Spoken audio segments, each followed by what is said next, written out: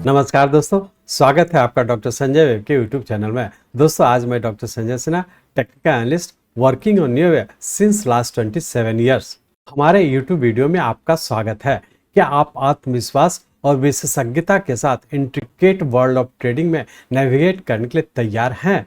इस YouTube video में हमारे साथ जुड़ें, जहां हम न्यू एनालिसिस के a robust tool of market analysis का खुलासा करते हैं, जो एलियट वेब थ्योरी का एक इवॉल्व वर्जन है।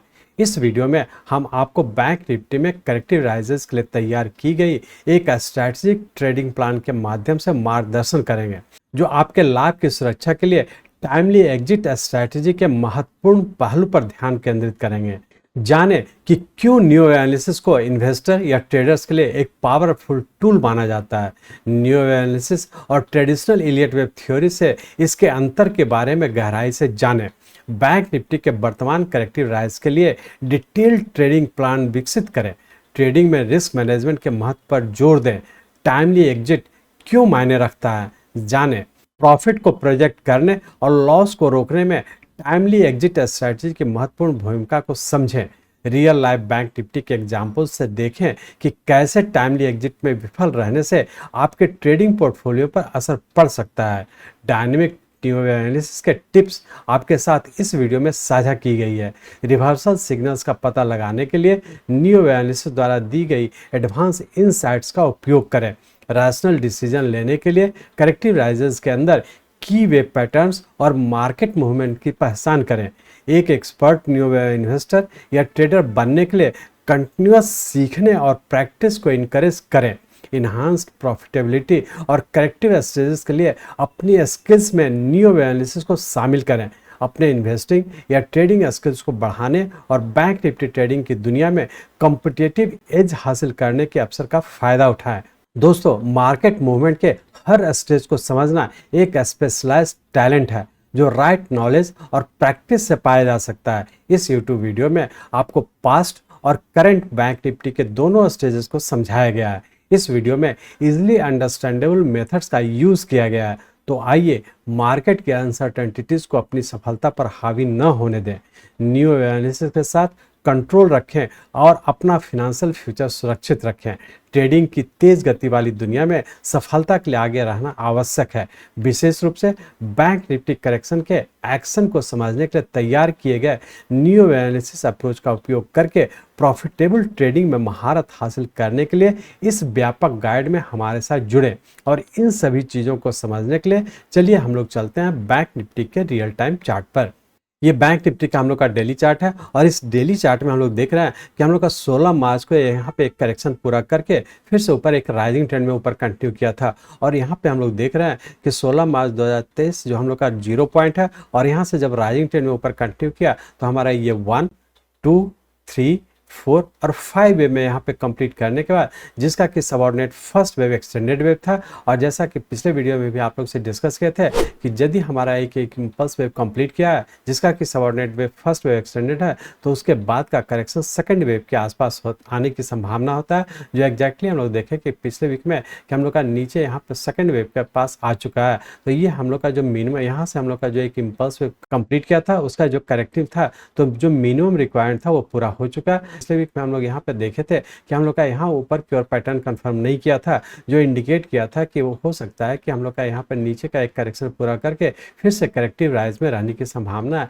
और करेक्टिव राइज पूरा करके फिर से नीचे ही कंटिन्यू रहने की संभावना है। मतलब अभी आने वाले वेरी शॉर्ट टर्म और शॉर्ट टर्म दोनों टाइम फ्रेम के अभी करेक्शन में ही रहने की संभावना है। तो बेहतर है छोटा छोटा ही ट्रेड करने का कोशिश करेंगे। अब हम लोग यहाँ पे देखेंगे कि यहाँ से 16 मार्च 2023 से लेकर के 21 जुलाई 23 तक के जो हम लोग का एक इम्पल्स वेव का फॉर्मेशन हुआ, उसके बाद हम लोग करेक्टिव फॉल में थे, और करेक्टिव फॉल के तहत हम लोग किस पैटर्न में है और आने वाले समय क्या होने की संभावना है। तो इसके लिए हम लोग इस डेली चार्ट को कन्वर्ट करते हैं आवरली चार्ट में, और ये सिर्फ एनालाइज करने का कोशिश करेंगे कि यहाँ पे इम्पल्स वेव बनने का जो करेक्टिव फॉल हुआ वो किस पैटर्न में है और आने वाले समय क्या होने की संभावना है। तो इसके लिए अब हम लोग इस डेली चार्ट को कन्वर्ट करते हैं आवरली चार्ट में। यहाँ पे हम लोग आवरली चार्ट में आ चुके हैं, और इस आवरली चार्ट में हम लोग देख रहे हैं कि एक इम्पल्स वेव बनने का करेक्टिव फॉल के तहत यहाँ पे ए बी सी जो एक फ्लैट पैटर्न का फॉर्मेशन हुआ, और उसका एक्स वेव बनने का दोबारा फिर से हम लोग एक करेक्टिव पैटर्न जिसका कि ए बी सी, जो कि एक जिगजैग पैटर्न का था। तो यहाँ पे हम लोग देखें कि एक फ्लैट पैटर्न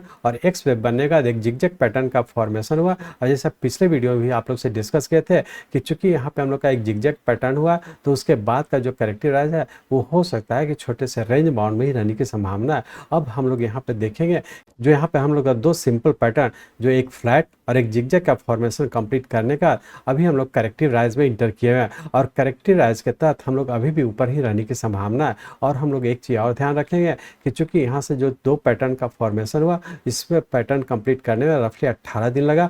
यहाँ पे एक करेक्टिव पैटर्न पूरा करके फिर से जो ऊपर करेक्टिव पैटर्न में ऊपर कंटिन्यू किया है, जिसमें कि हम लोग का रफली 12 दिन लग चुका है, जो इंडिकेट कर रहा है कि बहुत ज़्यादा संभावना है कि ये जो पूरा करेक्टिव फॉल हुआ उसी का करेक्टिव राइज है, और करेक्टिव राइज में ही रहने की संभावना है। अब इसके तहत हम लोग यहाँ पे देख रहे हैं कि इस करेक्टिव राइज के तहत, जैसा पिछले वीक भी हम लोग डिस्कस किए थे कि चूंकि यहाँ से ऊपर का ए और हम लोग करेक्टिव बी में है, और फिर से सी वेव के फॉर्म में ऊपर जाने की संभावना है, और अभी भी हम लोग का पूरा वीक हो सकता है करेक्टिव राइज में रहने की संभावना है। तो इस तरह से हम लोग कह सकते हैं ऊपर की ओर करेक्टिव राइज के तहत ए का फॉर्मेशन हुआ, इसमें रफली हम लोग का 6 डेज लगा, और इसके बाद यहाँ से ए से बी बनने में भी रफली हम लोग का 6 डेज लगा। तो जैसा आप एडवांस कोर्स में आप लोग को डिस्कस किए थे कि जब भी हमारा ए वेव और बी वेव इक्वल हो, तो बहुत ज़्यादा संभावना है कि सी वेव में इसका A plus B equal to C wave के में टाइम लगने की संभावना है। तो बहुत ज़्यादा संभावना है कि आने वाला पूरा वीक हो सकता है करेक्टिव राइज के तहत तो ऊपर ही रहने की संभावना है। तो हम लोग ये कह सकते हैं टॉप से जो हम लोग का करेक्टिव फॉल हुआ था, जिसमें हम लोग का दो पैटर्न में कंप्लीट किया था, और उसके बाद हो सकता है कि यहाँ से हम लोग का जो करेक्टिव राइज हो, इस पूरे करेक्टिव फॉल का पूरा करेक्टिव राइज होगा और फिर से नीचे कंटिन्यू रहने की संभावना है। तो बेहतर है हम लोग लोअर स्टॉप लॉस को फॉलो करते हुए हम लोग डिक्लाइन पे बाय करके ऊपर की ओर कंटिन्यू रखेंगे। और सी वेव जो हम लोग का ए बी और सी वेव के फॉर्म में जब भी हम लोग का कंप्लीट करेगा और पैटर्न जब नीचे कंप्लीट करेगा, तभी हम लोग देखेंगे कि कहाँ पे कंप्लीट करके फिर से नीचे कंटिन्यू हुआ है। अब हम लोग ये एनालाइज करने का कोशिश करेंगे कि हमारा यहाँ से जो करेक्टिव पैटर्न के तहत ए बी और सी वेव के फॉर्म में ऊपर कंटिन्यू किया, तो उसका सबऑर्डिनेट वेव किस पैटर्न में है। मतलब हम लोग ये सिर्फ एनालाइज करने का कोशिश करें कि मंडे ट्यूसडे को क्या होने की संभावना और पूरे वीक में क्या होने की संभावना है। तो हम लोग मंडे और ट्यूसडे के लिए हम लोग इसको इस आवरली चार्ट को हम लोग कन्वर्ट करते हैं 15 मिनट के चार्ट में, और सिर्फ ये एनालाइज करने का कोशिश करेंगे कि बी सबऑर्डिनेट वेव के तहत जो सी वेव का फॉर्मेशन हुआ किस तरीके का हुआ, और यहाँ से जो ऊपर कंटिन्यू किया हुआ किस पैटर्न में हुआ। तो अब इस आवरली चार्ट को हम लोग कन्वर्ट करते हैं 15 मिनट के चार्ट में। हम लोग यहाँ पे 15 मिनट चार्ट्स में आ चुके हैं। अब इस 15 मिनट चार्ट्स में हम लोग देख रहे हैं कि यहाँ से सी वेव के तहत हम लोग का 1 2 3 4 और 5 वेव के फॉर्म में यहाँ पे कंप्लीट किया, जो कि इस छोटे टाइम फ्रेम का हम लोग का सी वेव कंप्लीट किया, जो कि इस बड़े टाइम फ्रेम का हमारा ए बी और सी यहाँ पे कंप्लीट करके जो बड़े टाइम फ्रेम का हमारा बी वेव कंप्लीट किया, और उसका हम लोग फिर से ऊपर कंटिन्यू कर चुके हैं। अब इस यहाँ पे हम लोग देख रहे थे कि सी वेव के तहत जो सबऑर्डिनेट वेव हुआ उसके तहत हम लोग का यहाँ पे पैटर्न कंफर्म किया, जो इंडिकेट कर रहा है कि हमारा ये सी वेव कंप्लीट हो गया, और फिर से इस पूरे बी के बाद सी का मूवमेंट में हम लोग ऊपर की ओर कंटिन्यू कर चुके हैं। तो हम लोग अभी ये कह सकते हैं कि मंडे और ट्यूसडे को क्या होने की संभावना है। तो हम लोग ये कह सकते हैं कि यहाँ से जो ऊपर की ओर कंटिन्यू किया है उसके तहत हम लोग यहाँ पे एक इंपल्स वेव पूरा करके फिर से हो सकता है कि मंडे ट्यूसडे में रेंज बाउंड में रहने की संभावना है। मंडे और ट्यूसडे के लिए रेंज बाउंड के तहत हो सकता है नीचे 44,200 ऊपर 44,800 इसी रेंज बाउंड में रहने की संभावना।